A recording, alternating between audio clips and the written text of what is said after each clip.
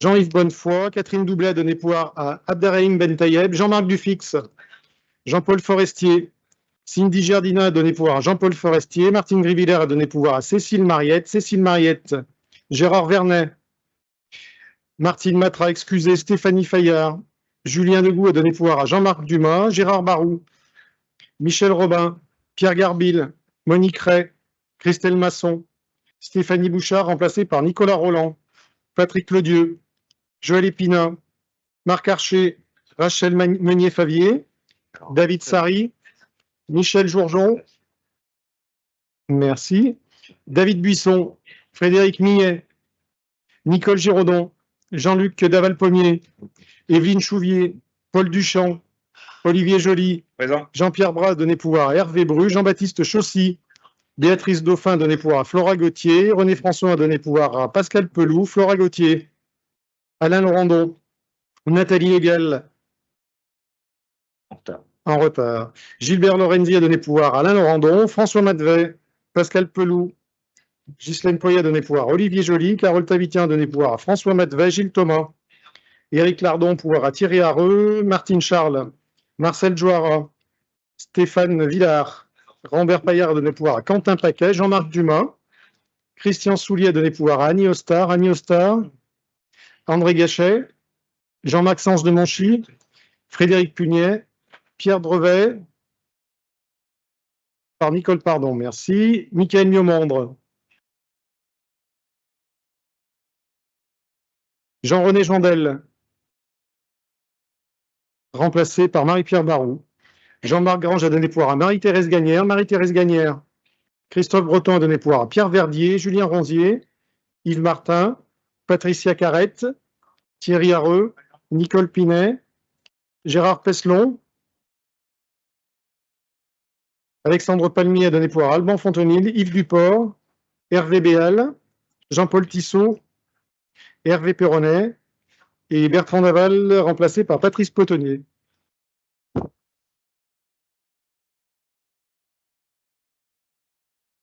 Merci Patrick. Claudine Cour était volontaire pour être secrétaire de séance. Est-ce que vous en êtes d'accord? Oui. Pour le procès-verbal du Conseil communautaire du 14 mai, est-ce qu'il y aurait des questions ou des observations? S'il n'y en a pas, qui est contre, qui s'abstient, je vous remercie. Le premier point à l'ordre du jour, c'est le remplacement de la titulaire Marie-Gabrielle Pfister sur le comité du Massif central par une candidature qui est Robert Rogef. Question de délégation et de temps disponible aussi. Le suppléant ne changerait pas. Est-ce qu'il y aurait d'autres candidats?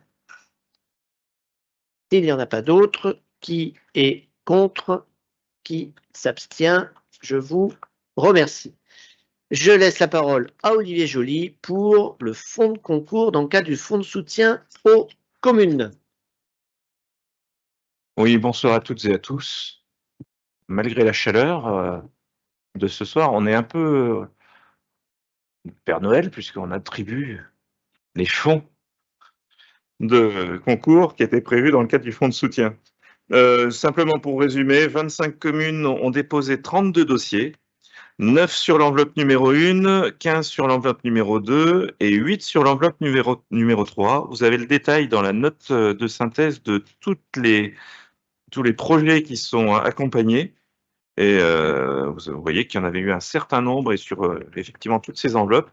Ce qui fait que ce COPIL qui s'est réuni le 4 juin a validé 13 331 € sur l'enveloppe numéro 1, ce qui fait qu'aujourd'hui, il y a 97 000 € déjà de dépensés sur cette enveloppe de 200 000, donc on est à presque 50% de consommation.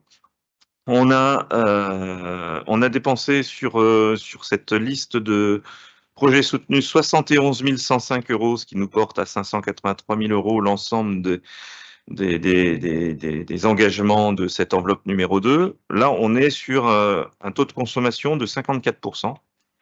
Et en dernier lieu, sur l'enveloppe numéro 3, qu'on a abondé pour rajouter un petit peu plus de sous, Sur ce COPIL, 552 878 € ont été affectés, soit une dépense depuis le début de près de 2,2 millions, soit 73% de taux de consommation. Depuis la mise en place donc de ce fonds de soutien, c'est quand même 2 878 000 € qui ont été investis aux côtés des communes. Et donc, on est à 67% de taux de consommation de l'ensemble de la somme allouée. Y aurait-il des questions? Pas de questions, ben on va passer au vote. Qui serait contre? Qui s'abstient? Merci pour cette unanimité.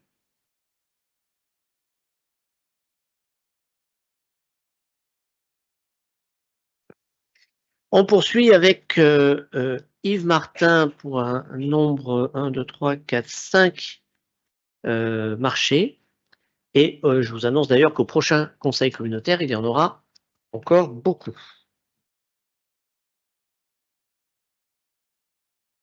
Merci, Président. Bonsoir à toutes et tous.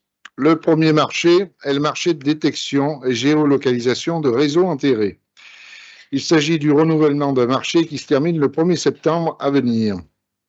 9 plis sont parvenus en réponse à la consultation et 7 offres ont été déclarées conformes. Le montant du marché est estimé à 135 998 € hors taxe pour le lot 1 et 146 458 € hors taxe pour le lot 2. Les critères de jugement, le prix 50%, la valeur technique 50%. Il vous est proposé de valider pour le lot numéro 1 l'attribution au groupement ATDEC pour un montant minimum annuel de 50 000 € hors taxe et pour un montant maximum annuel de 150 000 € hors taxe. Et pour le lot 2, à l'entreprise groupement BDR Détecte Réseau pour un montant minimum annuel de 60 000 € hors taxe et 160 000 € hors taxe de maximum.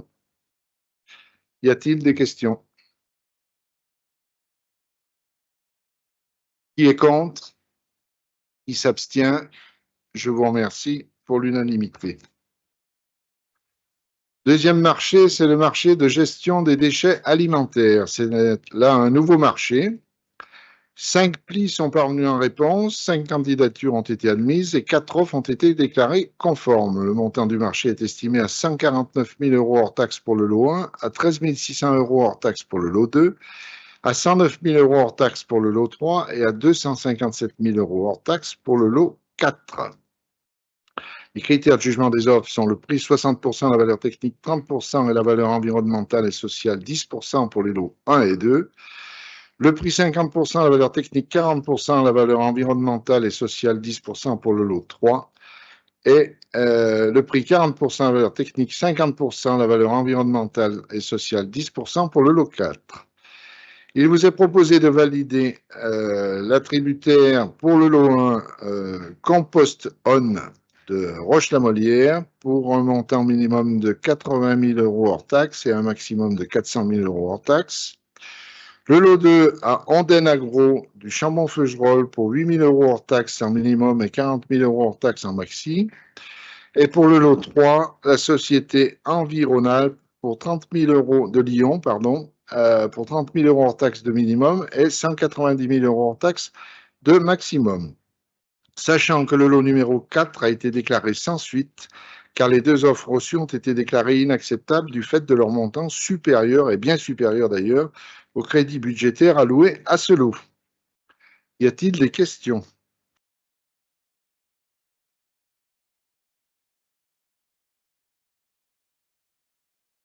Bonsoir tout le monde. Simplement, donc il va y avoir un ramassage de ces produits-là, mais c'est sur les grandes communes, c'est tout?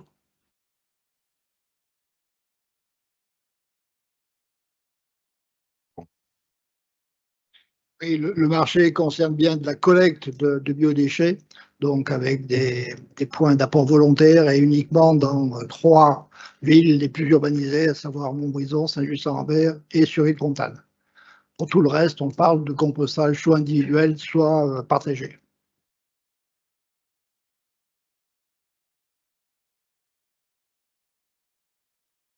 Une précision complémentaire, c'est uniquement les centres historiques de ces communes sur lesquels on ne peut pas, en centre historique, mettre suffisamment de composteurs pour arriver à y mettre les biodéchets.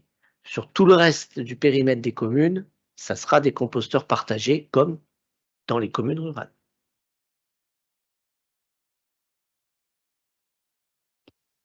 Oui, le conseil en avant a validé un marché avec TDS pour la distribution des containers, qui est quand même à 1,5 million d'euros. Et la distribution se passe pas trop bien. Apparemment, ils sont un peu à la rue pour la distribution, parce que pour récupérer les containers, pour ceux qui n'étaient pas présents, les permanences étaient cette semaine et ils sont encore pas passés. Donc, je ne sais pas comment ils s'organisent, mais ça va être un peu compliqué parce que les permanences seront terminées et personne n'aura rien eu dans les boîtes aux lettres.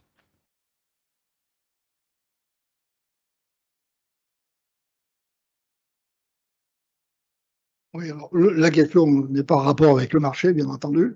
On est sur un autre domaine et effectivement, on a quelques difficultés dans le cadre du démarrage sur la distribution, donc on va pas nier les difficultés.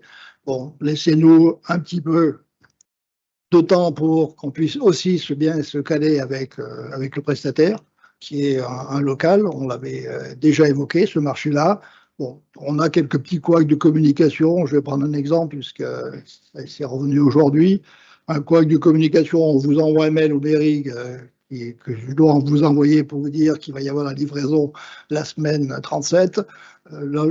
Le mail arrive le lundi soir, donc tout le monde ne le voit pas dans sa mairie, et le mardi matin, le camion de la semaine 36 est déjà sur place. Donc effectivement, c'est très ennuyeux pour vous et pour nous tous, mais sachez qu'on va faire et on fait le maximum justement pour petit à petit recadrer tout ça et accompagner aussi notre prestataire qui découvre aussi un petit peu le marché. Voilà.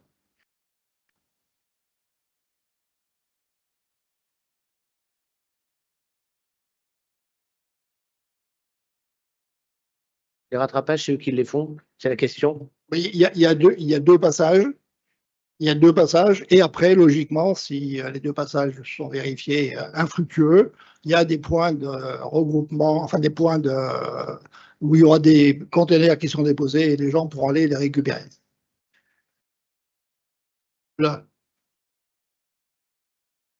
Ils font les deux passages et après ils font la distribution. Les points de regroupement, c'est TDS qui les gère. Les points de regroupement, non, c'est plutôt les communes qui sont volontaires et qui acceptent d'avoir des containers. Oui, parce qu'il va... Les TDS auront des containers en permanence chez eux, ils sont ouverts 6 jours sur 7. Mais parce que tous les points de rattrapage qui ont été loupés, ben, il va falloir en reprogrammer parce que... On fera un point, il y a 40 000, on a dû en distribuer même pas 1000, donc on a encore le temps de s'améliorer et je l'espère très rapidement. Sans vouloir, soyez un peu patient. Sans vouloir minimiser l'importance de la distribution des bacs de collecte, n'avons-nous pas des sujets plus importants? Je ne sais pas combien de temps vous consacrez-vous dans votre vie personnelle à votre poubelle. Je ne sais pas. Ce que j'observe, c'est que... Non, mais Joël, c'est pas contre ce que tu viens de dire. C'est juste que le débat des déchets, à un moment donné, en tant que président d'Aglo, il y a le temps du débat et il y a le temps de la réalisation. Voilà.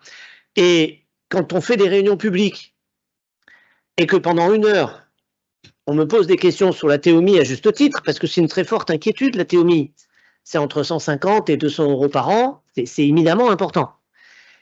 Et je me suis posé la question de savoir, à travers les réunions publiques et à travers votre vie quotidienne de maire, combien de temps vous consacrez à votre poubelle dans votre vie quotidienne. Bon, ben moi je ne sais pas, alors j'ai peut-être pas la même vie que tout le monde, mais j'y consacre pas un temps fou. Et je me dis qu'on a d'autres sujets quand même éminemment importants. Alors celui-là est crisp parce que c'est le quotidien. Il est éminemment important parce que c'est des milliers de tonnes de déchets qu'on doit diminuer. Et il se trouve qu'on a à déployer, je ne sais plus combien de containers en peu de temps, et on a tout fait, légalement bien sûr, pour que l'entreprise qui développe ça soit une entreprise locale, qui connaît le territoire, parce que je vous signale que les nationaux répondaient et ne connaissaient pas le territoire. Alors, dans tout le lot, il faut que les mails arrivent, il faut que les passages se fassent, il faut que les maires soient informés, je suis entièrement d'accord, il faut que les habitants... Mais calmez le jeu, quoi. dans la vie quotidienne de vos habitants, la poubelle n'est quand même pas la préoccupation majeure, alors qu'elle est la préoccupation majeure des réunions publiques. Les enjeux qu'on a demain, ils sont sur les déchets, hein, je néglige pas du tout ça, ils sont sur les déchets, mais sur ces modalités pratiques de déploiement, honnêtement, il faut qu'on soit dans une démarche de facilitation de toutes les âneries qui vont arriver, parce que ça n'est que le début. Derrière, il faut que le logiciel fonctionne, il faut que la facturation fonctionne, tatati, tatata. Donc, je dirais, ce n'est que le début. Donc, collectivement, soyons facilitateurs de la démarche, et c'est pas simple, parce que, et je le vis dans ma commune. Hein, tout à l'heure, il a été de poser la question, c'est moi les PAV biodéchets en plein centre historique de Montbrison, l'été, les composteurs, les points d'apport volontaire de poubelles en plein centre-ville de la commune centre, spontanément, ça ne me fait pas rêver. Hein. Pour autant, un enjeu, il faut qu'on y arrive et on va y arriver. Donc, voilà, je me permets de dire ça parce que des délibérations sur les déchets, on va en avoir sans arrêt. Et il n'y a aucun souci sur le fait que les communes qui ont des problèmes de distribution, des problèmes de localisation, des problèmes d'adressage, ils n'hésitent pas à contacter le service, ils se dimensionnent pour y répondre, et TDS est missionné pour ça. Voilà. Vraiment, n'hésitez pas à ces allers-retours, ne restez pas dans la frustration sur ces sujets, il faut vraiment y aller au fur et à mesure. Voilà ce que je voulais dire. Yves, si tu veux passer au vote.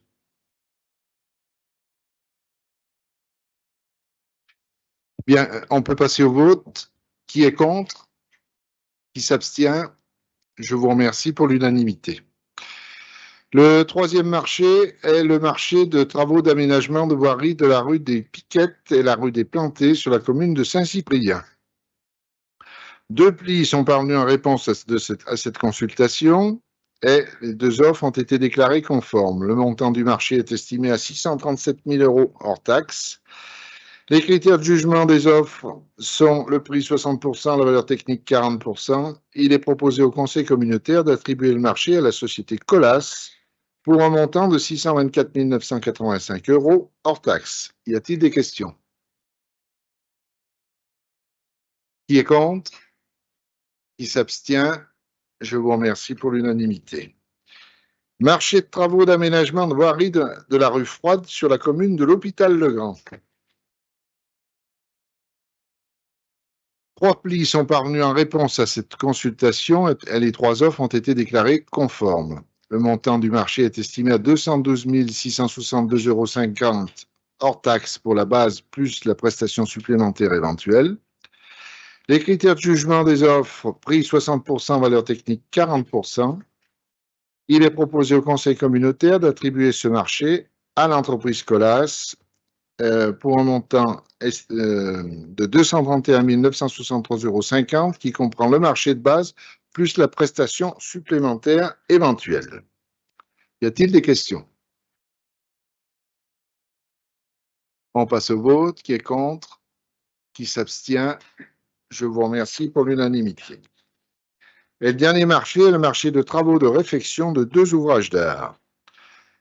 Un sur la commune de Suril-Comtal, un sur la commune de Précieux. La consultation contient donc 2 lots, un pour Suril-Comtal, un pour Précieux. Le montant du marché est estimé à 109 490 € hors taxe pour le lot 1 et 237 800 € hors taxe pour le lot 2. Les critères de jugement des offres sont le prix 40%, la valeur technique 60%. Il est proposé au conseil communautaire d'attribuer le lot numéro 1 Suril-Comtal à l'entreprise Brunel pour un montant estimé et maximal de 106 900 € hors taxe. Et le lot 2, le marché sur la commune de Précieux, à l'entreprise Colas pour un montant estimé et maximal de 154 968 € hors taxe. Y a-t-il des questions?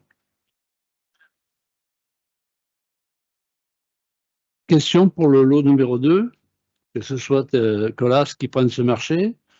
Je pense que c'est un ouvrage d'art quand même, c'est plus un ouvrage où il y a beaucoup de maçonnerie, je suppose. Donc je vois pas ce qu'un routier vient prendre un marché comme ça. Eh bien, techniquement, visiblement, avec la sous-traitance, il a répondu à ce qui lui était demandé. Donc, nos techniciens ont jugé qu'il était tout à fait en capacité, que cette entreprise était tout à fait en capacité d'assumer ce qui lui était demandé. Voilà.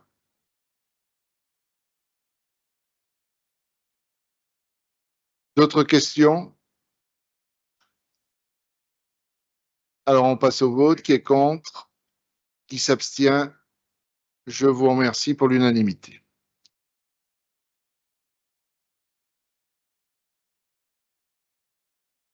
On poursuit avec les sujets ressources humaines par Patrick Remestin.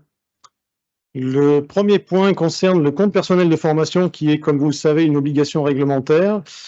Et dans ce cadre, il nous convient de nous doter donc de différents outils pour cette mise en œuvre. Tout d'abord avec un règlement qui définit les modalités de mise en œuvre et ensuite la fixation des montants de prise en charge financière des frais pédagogiques et des frais annexes comme défini dans la note de synthèse. Y aurait-il des questions sur ce CPF, sur la mise en œuvre de ce CPF? Non. Y aurait-il des votes contre? Des abstentions? Merci. Le point numéro 2 concerne une modification du tableau des effectifs, tout d'abord avec des modifications de temps de travail et plus précisément sur le service commun de secrétariat de mairie avec un poste, le numéro 385, partagé entre la commune de Saint-Priest-la-Vêtre et Vêtre-sur-Anzon. Actuellement, ce poste est occupé à 14 heures sur la commune de Saint-Priest, à 6 heures sur la commune de Vêtre-sur-Anzon. Et pour une nouvelle organisation, il vous est proposé un passage pour la commune de Saint-Priest-la-Vêtre de 14 heures à 18 heures et suppression des heures sur la commune de Vêtre-sur-Anzon. Donc, il vous est proposé que la quotité horaire du poste passe de 20 heures à 18 heures. Là aussi, y aura-t-il des questions? Mais on va les voter groupés. Et le deuxième concerne là aussi le service commun secrétariat de mairie, et plus précisément la commune de Saint-Étienne-le-Mollard, qui avait un poste ouvert à 35 heures depuis l'adhésion au service. Ça, c'est une situation qui était liée à la présence d'une secrétaire de mairie en disponibilité depuis plusieurs années. Et la quotité horaire exercée depuis le transfert est bien de 20 heures hebdomadaires. Donc, la proposition, c'est de faire évoluer au tableau des effectifs le poste 342 pour le passer de 35 à 20 heures. Ensuite, des créations de postes pour le point numéro 2, avec là aussi sur le service commun de secrétariat de mairie, suite à l'adhésion de la commune de Craintilleux. Il nous convient donc de procéder au transfert de ce poste de secrétaire et d'ajouter celui-ci à notre tableau des effectifs. Et en même temps, la commune de Craintilleux supprimera son poste du tableau des emplois. Ensuite, un poste de chargé de mission rivière qui est pour le moment occupé par le responsable de service qui actuellement gère l'animation générale de ce contrat territorial Lignon-Vidési-Anzon pour la période de 2024 à 2026. Et donc, cette situation génère un déficit de temps passé sur cette procédure qui est déjà bien complexe. Donc, la proposition, c'est la création d'un poste de chargé de mission rivière pour l'animation de ce contrat territorial. Ce poste est financé à hauteur de 50% par l'Agence de l'eau Loire-Bretagne. Il vous est donc proposé de créer le poste en contrat de projet pour une période de 3 ans.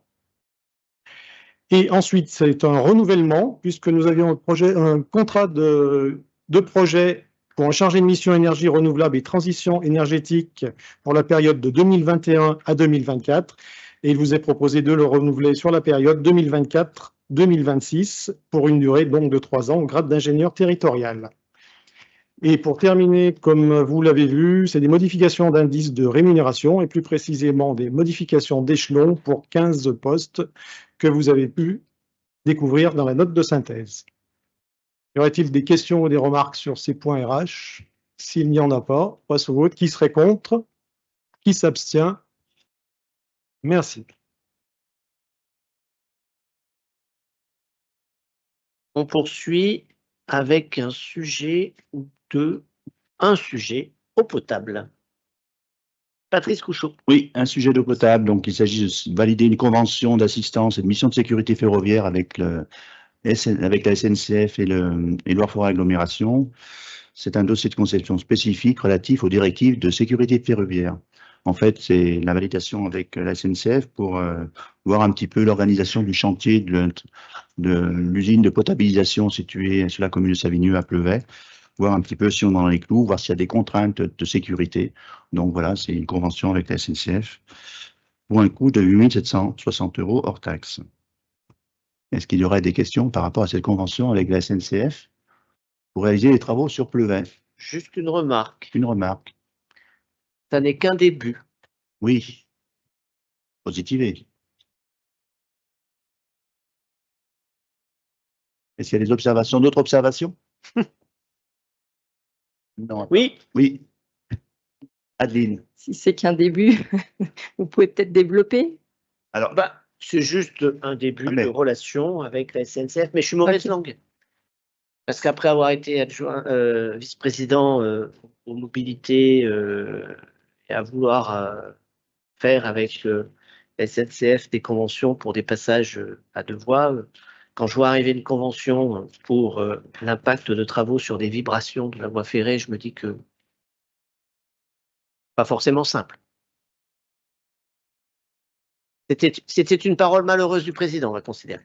en fait, c'est les obligations restent de tous, de chacun pendant ce chantier, en fait, éviter justement de détruire la voie ferrée. Hein. Voilà, donc il y a un cahier des charges très spécifique pour ces travaux-là, notamment la grue aussi. S'il y a des travaux de terrassement, il y en aura forcément quelle méthode pour éviter que pour éviter de déstabiliser la berge. Enfin voilà, c'est des choses comme ça qui sont écrites. Et donc après, l'entreprise qui sera amenée à faire le chantier devra se souscrire à ces préconisations. Voilà, en fait, c'est ça. J'apporte une petite précision quand même, la SNCF est très sérieuse et il y a eu comme ça, bon parce qu'il faut quand même pas dénigrer la SNCF, et sur le Puy-de-Dôme, il y a une entreprise de carrière qui a tiré comme ça malencontreusement la mine et il y a eu quand même 500 tonnes de béton qui ont été injectées après sous la voie ferrée pour la maintenir. Merci pour cette précision. D'autres remarques? Coutençon, je vous remercie de m'envoyer un tacle parfaitement justifié, parce que j'avais fait mon mea culpa devant Marc. Donc, nous sommes à la mi-temps du match France. Si vous en êtes d'accord, donc ça fait 1 partout. C'est pas le score officiel. Si vous êtes d'accord, est-ce qu'il y aura des votes d'opposition pour cette convention avec la SNCF? Des abstentions? Eh bien, je vous remercie pour ces échanges. Merci.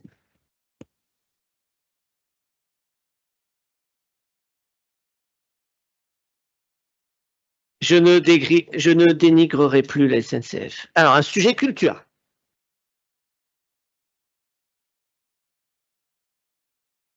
C'est bon. Alors, le projet culturel de territoire donc, a été validé en conseil communautaire du 27 juin 2023. Il a fait l'objet d'un dialogue institutionnel et les partenaires donc, qui apportent leur soutien financier ou en ingénierie à Loire-Forêt ont signé une convention d'appui au PCT pour la période 2024-2029. Donc, il vous est demandé d'approuver cette convention qui est la première en région Auvergne-Rhône-Alpes. Est-ce qu'il y a des questions? Est-ce qu'il y a des votes contre, des abstentions? Merci. Et puis une deuxième convention, donc dans le cadre du renouvellement du schéma départemental de développement des enseignements artistiques en faveur de la musique, de la danse et de l'art dramatique, le département invite les partenaires à signer une convention pour 4 ans. Et donc, il nous est demandé d'approuver cette convention. Est-ce qu'il y a des questions? Non. Des votes contre, des abstentions? Merci. On poursuit avec des sujets tourisme présentés par Robert Ogef. Merci, Président. Vous connaissez tous par cœur effectivement le document en annexe qui vous a été distribué sur le rapport d'activité de l'Office de tourisme. Donc, je ne vous ferai pas l'affront de vous le lire. Ce qu'on peut noter quand même, c'est qu'on retrouve le niveau d'activité avant Covid. Donc ça, c'est quelque chose d'important. Qu'on a une progression, je dirais, du site Rendez-vous en forêt, qui est quand même une marque marketing qui se développe avec un site internet partagé avec l'Office de tourisme Forêt Est. On a un niveau de chiffre d'affaires au niveau de la billetterie qui est stable. un niveau de chiffre d'affaires dans l'office de tourisme au niveau des produits qui est en légère baisse. On a une légère baisse globalement des fréquentations des individus qui est compensée par une augmentation de la progression des groupes. D'accord? Donc ça, c'est quelque chose d'important. On a toujours des résultats financiers qui sont à la hauteur, je dirais, de nos souhaits, c'est-à-dire que l'exercice qui vous a été présenté par Olivier Joly il y a quelques semaines fait ressortir un résultat de plus de 124 000 euros et que la clôture de l'exercice en est à plus de 550 000 euros. Globalement, en termes d'activité, on est toujours présent sur les rendez-vous que sont les salons de grande randonnée à Lyon ou ailleurs. Le rendez-vous pour les spécialistes de VTT Rock Azur en octobre à Fréjus, de mémoire. Il y a aussi une progression du chiffre d'affaires conjoint avec l'Office de tourisme, donc Forêt Est, dans le cadre de Forêt Tourisme, l'association en charge de cette commercialisation. Dernier point à noter, c'est la taxe de séjour qui progresse toujours.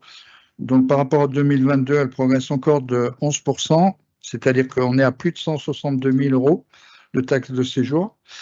Et c'est par rapport à 2017, on est passé de 70 000 à plus de 160 000.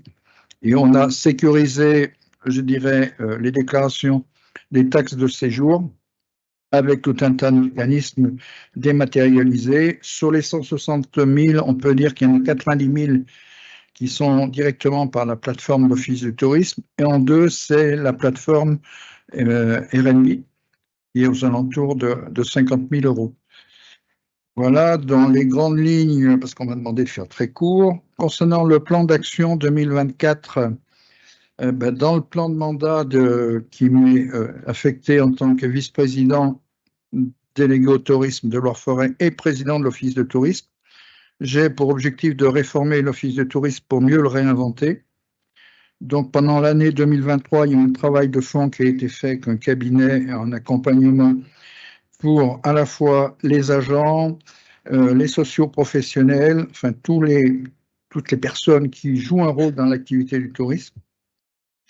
Et il ressort, je dirais, une nouvelle réorganisation qui doit être mise en place d'ici la fin de l'année 2024. L'objectif, c'est de redéfinir les missions, puisqu'en fait, le comportement des touristes évolue. Ils sont de plus en plus sur des démarches dématérialisées. Donc, on a un problème de notoriété, donc il faut se réinventer avec les agents. C'est une demande de la part des agents eux-mêmes. Il faut continuer à poursuivre la labellisation d'un certain nombre de marques, continuer le développement de la marque Rendez-vous en forêt qui fait un décollage très intéressant, redéfinir les contours du marketing et la promotion, en particulier sur des filières qui ont un bon démarrage, le no-tourisme, pleine nature, la démarche VTT, etc.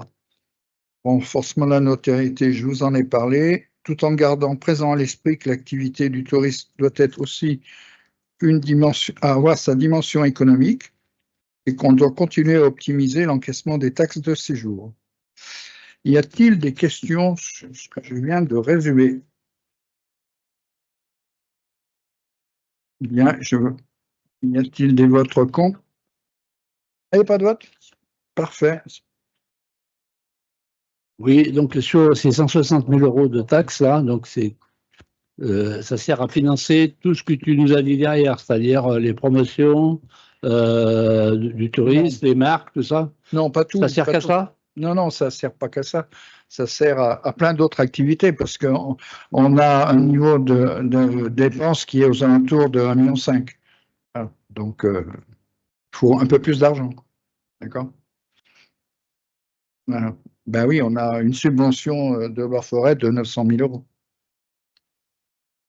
D'accord? Y a-t-il d'autres questions?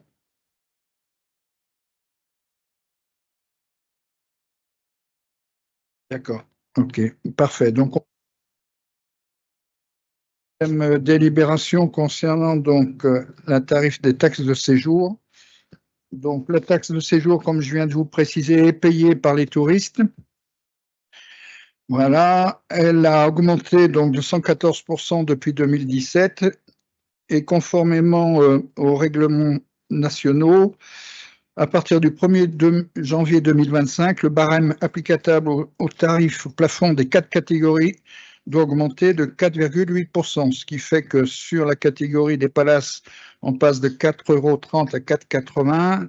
Hôtel de tourisme 5 étoiles, résidence de tourisme 5 étoiles, on passe de 2,10 € à 2,20 €. Hôtel de tourisme 4 étoiles, résidence touriste 4 étoiles et meublé, on passe de 1,60 € à 1,70 €. Et les hôtels de tourisme 3 étoiles, on passe de 1,20 € à 1,25 € sans modifier les autres tarifs et les taux pour les hébergements en attente de classement et sans classement. Voilà. Donc, il est donc proposé au Conseil communautaire d'acter que la taxe de séjour est applicable au régime réel, tarif par personne et par nuitée. Y a-t-il des questions sur ce sujet? Oui, on se posait la question, cette taxe de séjour, bon, on comprend très bien que la compétence tourisme revient à l'agglo, mais est-ce qu'on ne pourrait pas flécher une toute petite partie quand même de ce retour financier pour nous indemniser pour tous les efforts qu'on fait dans les villages, hein, pour nettoyer, faucher, etc. Donc, le fait d'amplifier le tourisme nous coûte quand même aussi de l'argent aux communes, hein, directement pour les prestations qu'on est obligé d'accorder. Est-ce qu'on ne pourrait pas flécher une partie de cet argent qui reviendra aux communes pour nous aider financièrement? C'est peut-être un sujet qu'il faut qu'on débatte, je dirais, en copie, là. C'est interdit? Bon. On peut pas affecter, c'est une taxe affectée, donc elle est juridiquement affectée. La question, elle n'est pas seulement là. Juridiquement, on ne peut pas l'affecter. Donc la question, c'est est-ce qu'on aide les communes sur le sujet du tourisme? Alors c'est un autre débat qui peut s'ouvrir. Mais comme on aide déjà les villages de caractère qui sont des communes touristiques, on ne va pas cumuler, hein. Non. Oui, en fait, c'est parce qu'on est à noter, comme dit Virginie.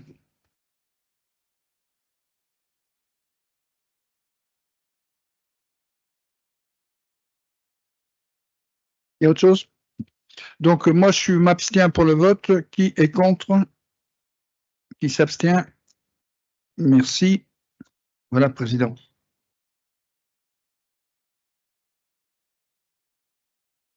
Avec des sujets patrimoine, François Madvet. Merci, Président.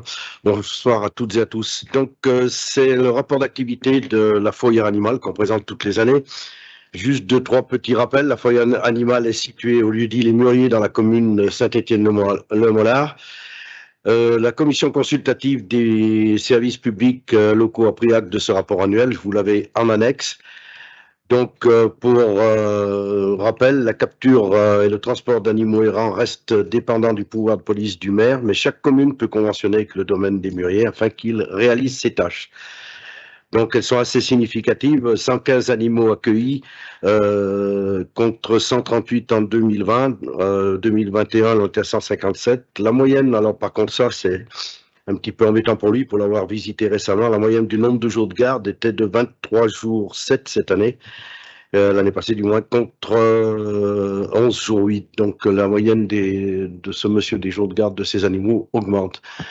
À savoir que comme je l'avais dit l'année passée, c'est quelque chose de très important et qui est très, très propre, très bien suivi par ce monsieur qui est vraiment un passionné. Voilà, donc tout ce que je peux vous dire sur ce qui est de la fourrière animale et de son rapport que vous avez en annexe, est-ce que ça pose des questions? Alors, on passe au vote. Qui est contre? C'est un rapport? Ah oui, pareil pour moi. Pardon.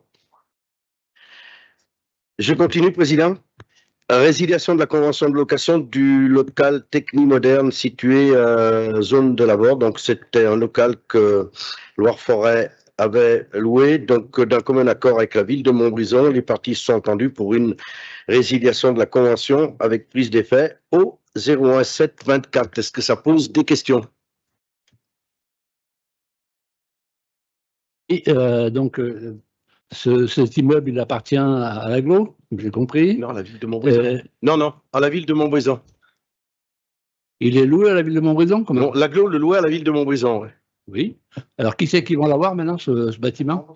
Montbrison. Comment? C'est Montbrison qui reprend son local. D'accord. Ah oui, qui rompt, c'est l'inverse, d'accord. Voilà. La ville de Montbrison louait les locaux à Loire C'est ce pour que j'ai dit. agglomération. Et comme une entreprise qui est déjà implantée dans ce bâtiment a besoin de s'agrandir, Voilà.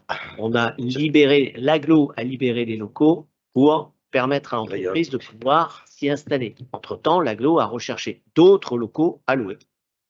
Et elle les a trouvés. En un temps record. D'autres questions?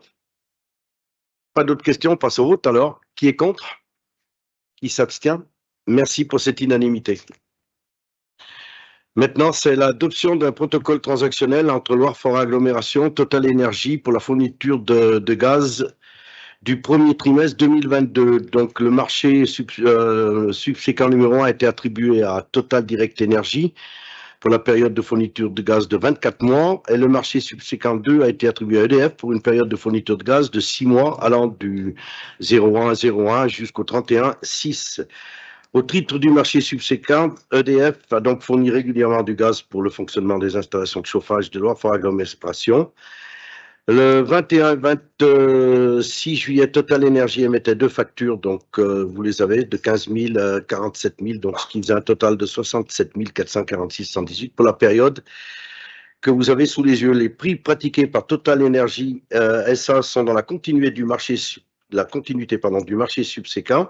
Donc la société était précédemment titulaire. Ce qui s'est passé, c'est dans le premier temps, Loire-Forêt Agglomération avait refusé de s'acquitter du paiement de cette dépense qui était hors marché d'après nous, attribuée à EDF. Cela étant, EDF n'étant pas en mesure de facturer cette prestation préalablement à la prise en charge effective de son marché subséquent, quand même, ce dernier ayant été notifié, Loire-Forêt Agglomération est donc redevable des sommes dues auprès de Total Direct Énergie pour ce service rendu du 01/22 au 18/3/22. Donc, le protocole transactionnel est maintenant proposé pour permettre à Loire-Forêt de s'acquitter de ces sommes qui sont dues aux dépenses de la fourniture de gaz délivrée par Total Énergie.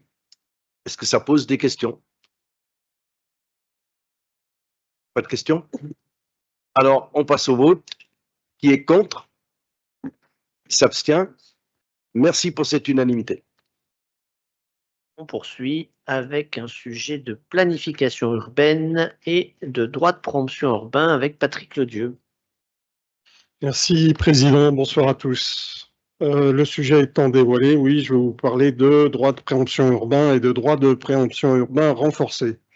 LFA, vous le savez, a la compétence DPU, DPUR qu'elle délègue aux communes. Et pour faciliter la mise en œuvre de certains projets, la délégation DPU, DPUR peut être retirée à ces communes sur les secteurs concernés et les déléguer directement à l'EPORA. C'est le cas aujourd'hui pour le DPU, DPUR de Savigneux et le DPU de Saint-Marcelin-en-Forêt. Il vous est donc demandé, pour arriver un tout petit peu dans le détail, de prendre acte que le périmètre d'instauration du DPU, DPUR reste inchangé, retirer la délégation d'exercice DPU, DPUR à la commune de Savigneux sur le périmètre du secteur ERT, dit Tènement de Richebourg, et de déléguer directement le DPU, DPUR à l'EPORA sur ce périmètre. Retirer également la délégation de l'exercice DPU sur la commune de Saint-Marcelin-en-Forêt sur les périmètres des îlots Kebab, Casino et Tournon Libération, et le déléguer directement ce DPU à l'EPORA sur ces périmètres. Approuver également le tableau mis à jour qui liste l'ensemble des secteurs couverts par le DPU et le DPUR sur la totalité du territoire de l'agglomération en annexe. Des questions? Qui est contre? Qui s'abstient? Merci pour Saint-Marcelin et Savigneux. Alors, on poursuit avec le sujet habitat. Valérie Goudfard pour le compte. Claudine. Et Valérie n'est pas là. C'est Claudine, quoi. C'est calmé. Oui, bonsoir à toutes et toutes. Donc, la commune de Saint-Just-à-Rambert est soumise à l'article 55 de la loi SRU et donc le taux de la commune actuelle est de 13,4% pour un objectif de 20%. Afin d'atteindre cet objectif, la commune a mis en place un contrat de mixité sociale Ce contrat décline aussi bien des outils fonciers que des outils de planification urbaine, d'aménagement opérationnel en lien avec EPORA, des programmatiques. Le PLH, plan local de l'habitat, sera mobilisé en tant que besoin afin de répondre à ces objectifs. Ce contrat est conclu pour une durée de 6 ans entre la commune de Saint-Just-Saint-Rambert, Loire-Forêt, EPORA et l'État. Et donc, il vous est demandé d'approuver donc ce contrat de mixité sociale de Saint-Just-Saint-Rambert et d'autoriser le président à signer tous les pièces nécessaires. Est-ce qu'il y a des questions?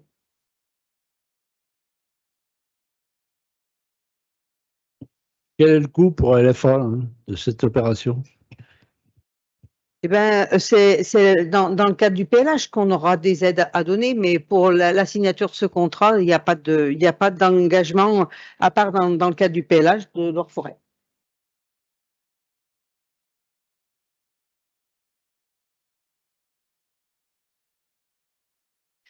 Donc, il y a d'autres questions, non? Qui serait contre?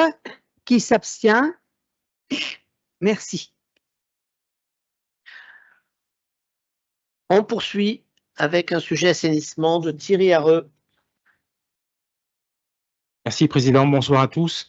Donc, vous savez qu'on a une politique de gestion des eaux pluviales assez dynamique sur notre territoire. Donc, après avoir mis en place des subventions pour les communes quand vous faites des travaux de voirie communautaire, après avoir mis en place des subventions pour les particuliers sur notre schéma directeur quand on fait de la déconnexion des particuliers, ce qu'on vient de faire à Bonson là sur le secteur des Grillettes, on a décidé de mettre en place un fonds de concours qui sera ouvert aux communes pour les travaux de voirie communale ou surtout pour les places communales.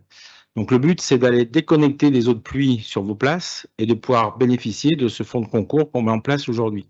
Donc ce fonds de concours, il va être ouvert entre 20 et 80%. Ça dépendra si on est dans le schéma directeur ou pas dans le schéma directeur. Et il sera au maximum de 50% du reste à charge de la commune. Donc, n'hésitez pas à contacter les services quand vous avez des projets de place communale qui viennent voir pour voir ce que vous pouvez faire et pouvoir aller dans le sens de vous faire subventionner par un fonds de concours et puis minimiser en fait le coût de vos travaux sur vos places. Est-ce qu'il y a des questions sur cette mise en place? Pas de questions, Président? Nous allons passer au vote. Qui s'abstient? Qui est contre? Merci pour l'unanimité.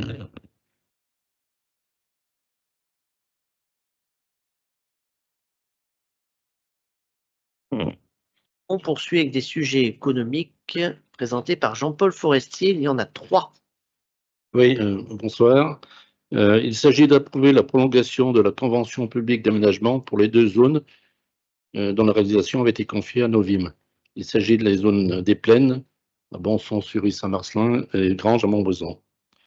Vous lirez la note de synthèse habituelle qui relate l'historique de ces 2 zones. Il vous est donc proposé ce soir d'approuver l'avenant numéro 10 de la convention publique d'aménagement de la ZAC des Plaines. Elle a prolongé jusqu'au 31/07/2027. La dernière fois qu'on l'avait prolongé, c'était en 2021. Et il vous est proposé, alors, y a-t-il des questions? Qui vote contre? Des abstentions? Merci. Et pour la zone des Granges, il est proposé au Conseil communautaire d'approuver l'avenant numéro 14 de la Convention publique d'aménagement de la ZAC des Granges, visant à prolonger la durée jusqu'au 31/07/2025. La dernière fois qu'on l'avait prolongé, c'était à cette même époque, en 2024. Y a-t-il des questions? Qui est contre? Qui s'abstient? Merci. Ensuite, la zone artisanale de Chalmazel, à Montverdun, je précise. Dans le cadre de son développement économique, la société JDM Expert, installée à Montverdun, souhaite regrouper sur son site actuel une activité actuellement sous-traitée dans le département de l'Ain. Pour ce faire, elle a besoin d'espace supplémentaire pour la construction d'une nouvelle usine.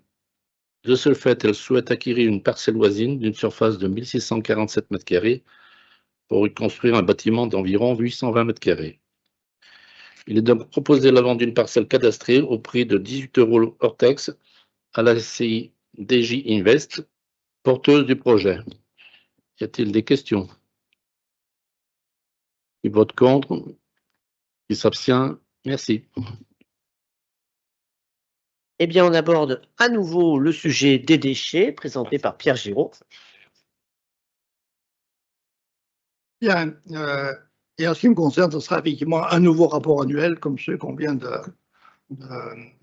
d'approuver ou de prendre acte plutôt.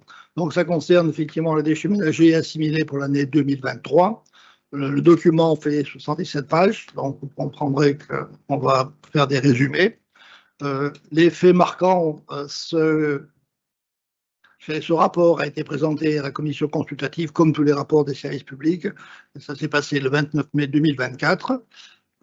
Si on peut retenir quelques points importants dans les principaux axes d'action sur les déchets en 2023, déjà, il y a eu peu d'investissements de fait en 2023, puisqu'on était dans une année de préparation, théorie et autres, on a déjà évoqué. En revanche, on a surtout aussi conduit des actions, excusez-moi, dans le sens de la prévention, puisque l'objectif, vous l'avez bien compris depuis toujours, c'est de diminuer les déchets, et plus particulièrement les déchets qui sont destinés à l'enfouissement. Donc, des actions de prévention sur la réduction des déchets, et on s'est attaqué plus particulièrement à la sensibilisation auprès des scolaires, puisqu'on est tous convaincus que c'est par là qu'il faut commencer. Ça, c'est au niveau, effectivement, des préventions. Après, sur le volet déchetterie, un petit chiffre, 440 000, vous avez bien compris, 440 000 entrées sur le 5 déchetteries fixes. Donc, vous voyez un petit peu le volume que ça peut représenter. Et on a presque la moitié sur une seule déchetterie. Voilà. Et ces déchetteries, quelque part, c'est 36 000 tonnes de déchets qui ont été récupérés sur ces sites-là. Bon, sur les déchets verts et les déchets verts en particulier, bon, on a continué à mettre en place des actions pour favoriser le broyage le plus près possible des habitations, soit avec des participations des broyeurs individuels, soit en mettant à disposition des broyeurs collectifs auprès des communes et des séances de broyage sur place. Sur les déchetteries, en 2023, on a aussi changé toute la signalétique pour faciliter les circulations à l'intérieur des différents sites, ainsi que la mise en place de vidéoprotection, eu égard aux quelques difficultés qu'on peut rencontrer aussi des incivilités vis-à-vis de nos salariés. En termes de collecte, c'est 20 000 tonnes à peu près qui ont été collectées. Alors, une bonne nouvelle, et qui va se concrétiser encore dans les années qui viennent, c'est qu'on a baissé d'un peu plus de 10% nos tonnages. Alors c'est lié, pas essentiellement, mais pas uniquement, mais essentiellement par la mise en place des extensions de consigne de tri depuis le 1er janvier 2023. Donc il y a un peu plus de choses qui vont dans la poubelle jaune. Mais les tonnages qu'on a gagnés en poubelle traditionnelle, on ne les retrouve pas forcément de l'autre côté, parce qu'il y a plus de volume, mais beaucoup moins de poids. Et dans l'année 2023, ceux qui ont suivi un peu la presse, vous savez qu'on a mis en service le nouveau centre de tri, puisqu'on parlait du tri, à Fiamini, Trivaloir. En clair ou en conclusion, si vous voulez, c'est 67 000 tonnes de déchets ménagers, tout compris. Si on ramène à l'habitant, on est à presque 600 kilos, donc très important. Et dans ces 600 kilos, il y en a un peu plus de la moitié qui est en déchetterie avec les gravats, les déchets verts et autres, et 270 kilos, j'allais dire, au niveau de la poubelle. Bon, au niveau des valorisations pour le recyclage, c'est à peu près 50%, donc c'est plutôt une bonne base, et un peu moins de 44% qui partent toujours aujourd'hui en enfouissement. Sur la partie financière, vous avez déjà vu, puisque ça a été présenté par Olivier Joly, le résultat de l'année 2023, il y a un excédent d'à peu près 2 millions d'euros. Donc, le rapport sera bien entendu en ligne dans les jours qui viennent, et on peut vous proposer, pour ceux, puisqu'on aura aussi à présenter à chaque commune, on a préparé une petite présentation synthétique qui reprend un petit peu tout ça pour nous accompagner dans cette présentation au niveau de vos conseils municipaux. Voilà, donc il vous est demandé de prendre acte de ce rapport pour 2023. Est-ce que ça fait l'objet de questions? Merci. Doucement de la fin de ce conseil communautaire avec une bonne nouvelle présentée par David Buisson. Bien, merci Président. Eh ben, on a attaqué ce conseil communautaire par un fonds de soutien aux communes et on termine par un fonds de concours, donc de l'argent pour les communes. Donc pour qui? Donc voilà, pour les communes. Pourquoi? Eh ben, c'est pour dans le cadre de notre projet alimentaire territorial. La volonté, elle est claire depuis qu'on l'a mis en place l'année dernière, c'est de la fourche à la fourchette, du producteur au consommateur. Et dans le cadre des cantines scolaires, c'est de faire entrer du produit frais abondamment dans nos cantines. Quelques chiffres pour vous faire un état des lieux sur notre territoire. On a 88 cantines scolaires, donc on est tous ou presque concernés en tant qu'élus. On a tous une cantine sur nos communes. 30% c'est de la cuisine est faite sur place et 70% on est en gestion déléguée avec de la cuisine centrale et essentiellement des prestataires de restauration qui livrent les repas faits. Ça représente quand même 500 000 repas par an qui sont servis dans les cantines scolaires de notre territoire. Et il faut souligner qu'évidemment, on a deux grosses structures qui sont Montbrison et Saint-Just-Saint-Rambert en cuisine centrale, mais on a beaucoup de petites cantines, moins de 85 repas par jour, voire pour certaines cantines, moins de 30 repas. Donc il faut allier à tout ça. L'objectif de ce fonds de concours, il est multiple. La première chose, c'est d'essayer d'arriver à répondre à la loi Egalim. Loi Egalim qui nous dit qu'il faut qu'on ait dans nos assiettes de nos enfants 50% de produits de qualité et durables, dont 20% de produits biologiques. La deuxième objectif, c'est de lutter contre le gaspillage alimentaire. On l'a vu quand on a fait notre état des lieux, on avait 6 cantines pilotes et on s'aperçoit malheureusement qu'il y a encore beaucoup de gaspillage, ou du gaspillage important sur les cantines. Donc l'idée, c'est de pouvoir y pallier. Aussi de favoriser, vous l'avez compris, la nourriture de qualité, locale, pour la bonne santé de nos enfants. Et puis favoriser le local, ça c'est clair, et les circuits courts. Alors ce fonds de concours, il y a une porte d'entrée qui est obligatoire, c'est qu'il faut que chaque cantine soit référencée dans macantine.gouv, qui est la plateforme de l'État à destination des gestionnaires. Ça, c'est la porte d'entrée qu'on a mis en place pour pouvoir répondre et pouvoir prétendre à ce fonds de concours. Vous pourrez du coup être éligible sur 3 dépenses possibles. La première, c'est sur l'acquisition de matériel pour stocker, préparer ou cuisiner des produits bruts compatibles avec la loi Egalim. Comme je vous le disais, je prends l'exemple de la pomme de terre, c'est l'exemple qui est le plus parlant aujourd'hui quand on a des frites dans nos cantines, c'est essentiellement des frites surgelées. Là, c'est qu'on puisse vous accompagner pour qu'il y ait de la pomme de terre fraîche, puisqu'on a largement ce qu'il faut en tonnage sur notre territoire, mais il faut-il prendre acte de pouvoir la cuisiner et la préparer. Et donc, l'idée, c'est de vous accompagner sur du matériel pour pouvoir le faire. Ça, c'est la première ligne. La deuxième, c'est l'acquisition de matériel pour lutter contre le gaspillage alimentaire, notamment sur les tables de tri, des gâchimètres, notamment pour le pain, pour pouvoir mesurer l'impact du déchet. Et puis également sur des casiers à serviettes ou des logiciels pour vous aider sur l'achat ou le stockage au niveau de la cantine. Et puis la dernière chose, l'acquisition de matériel pour répondre à la réglementation, ce qu'on souhaite vous accompagner aussi pour ceux qui ont encore du plastique ou du bois pour passer à l'inox, pour un aspect réglementaire. Donc concrètement, au niveau de cette aide, on a une enveloppe de 100 000 € qui est à votre disposition avec un taux d'aide progressif de 30 à 50%. Donc vous avez un bonus de 40 ou 50% si vous faites l'effort concrètement pour 40%, de faire un diagnostic de gaspillage alimentaire qu'on pourra faire, l'Orforêt pourra faire pour les communes, et 50% si vous faites à la fois un gaspillage alimentaire, un diagnostic gaspillage alimentaire, et si vous participez à la démarche Mon Resto Responsable, qui permet d'allier notamment à répondre sur la loi Egalim. Aujourd'hui, ce soir, il est demandé du coup d'acter ce fonds de concours, en sachant que vous pourrez y répondre au plus tard jusqu'au mois de octobre-novembre, puisqu'on passera les dossiers au conseil communautaire du mois de décembre. Et si toute l'enveloppe n'est pas utilisée, vous pourrez prétendre en 2025, au plus tard jusqu'au mois de juin. Donc, il est proposé ce soir au Conseil communautaire de bien vouloir donc soutenir les communes ayant un projet d'investissement dans leur cantine scolaire afin de favoriser l'application de la loi Egalim et lutter contre le gaspillage alimentaire, d'approuver le règlement du fonds de concours communautaire, soutien à l'investissement pour favoriser l'application de la loi Egalim et lutter contre le gaspillage alimentaire, d'allouer au budget donc de 100 000 € à cette action, d'autoriser Monsieur le Président ou son représentant à signer tout document relatif à la validation et au versement des aides auprès des ayants droit.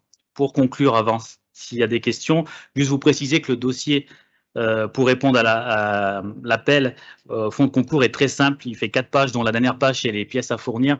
On a fait quelque chose de très simple et très facile pour que les communes puissent y répondre sans aucune arrière-pensée de dossier de subvention lourd. Voilà. Je ne sais pas si ça suscite des questions. Pas forcément une question, mais plus un témoignage. Donc, d'avoir du bon matériel, c'est important. Je peux aussi témoigner que d'avoir des moyens humains au moment des services, c'est aussi important, parce qu'à partir du moment où les doses sont bien adaptées aux enfants, on peut constater qu'on a quand même beaucoup moins de gaspillage et que c'est la connaissance et l'adaptation aussi des portions, tout simplement, qui font qu'on arrive à quand même moins gaspiller. Donc oui au matériel, mais c'est important aussi les moyens humains mis en place. Oui, tu as tout à fait raison, en sachant que vous avez été une commune qui était commune pilote, donc on a pu voir ce qui se passait sur Marcy-le-Châtel. Certes, le matériel, voilà, vous êtes financé à hauteur de 50% du reste à charge, mais évidemment, il faut que le personnel soit disposé à le faire. Donc, c'est vous aussi, en tant qu'élu, de pouvoir impulser cette application de cette loi Egalim et de faire entrer du produit frais dans les cantines. Nous, on est là en support pour vous accompagner, mais il faut que les élus des communes soient convaincus que le produit frais local est mieux que le produit qui vient d'ailleurs.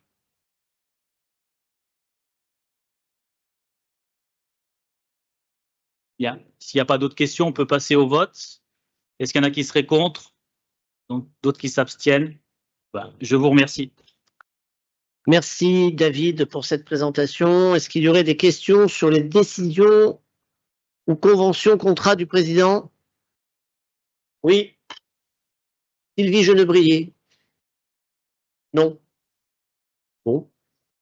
Le prochain conseil communautaire? Oui. Bah, ça dépend.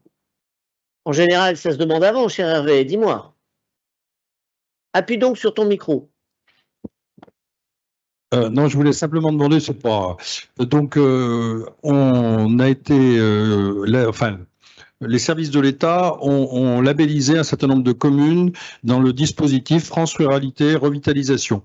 Donc, ça avait d'objet de controverse l'autre jour à l'AMF pour les communes du Rouennais, mais un certain nombre de communes de Loire-Forêt Agglomération sont labellisées. Je vois sur le canton de Saint-Just-Saint-Rambert, il n'y en a que 3, donc c'est-à-dire c'est Apinac, Merle-Léniec et Husson. Donc, cette labellisation amène des exonérations d'impôts significatives et de charges sociales pour ceux qui s'installeraient et créeraient des entreprises. J'ai vous envoyé un petit SMS pour, voilà.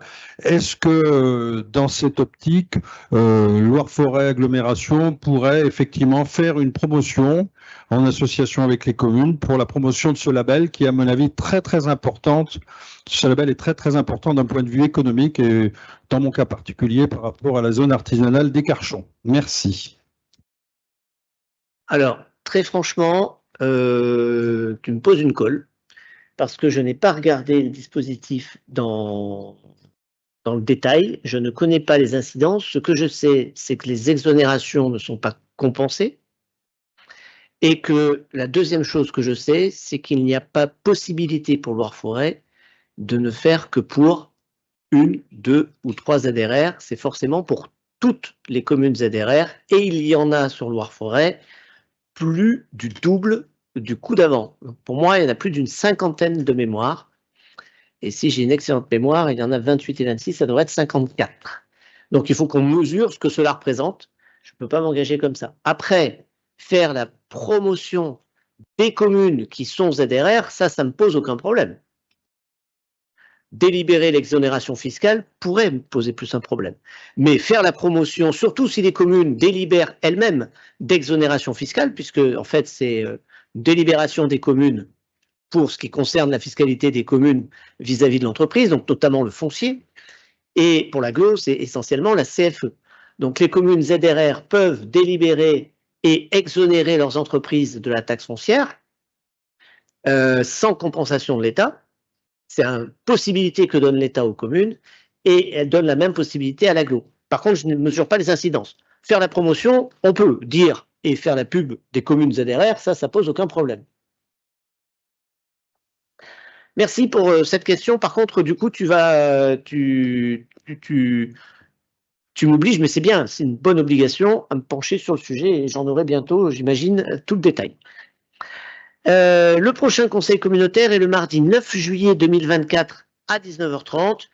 Ça sera le dernier avant l'été et ce sera le dernier de Virginie Aulas. Et du coup, je vais demander à l'ensemble des techniques de sortir et je vais vous garder un petit moment. La presse, je vous invite à sortir également.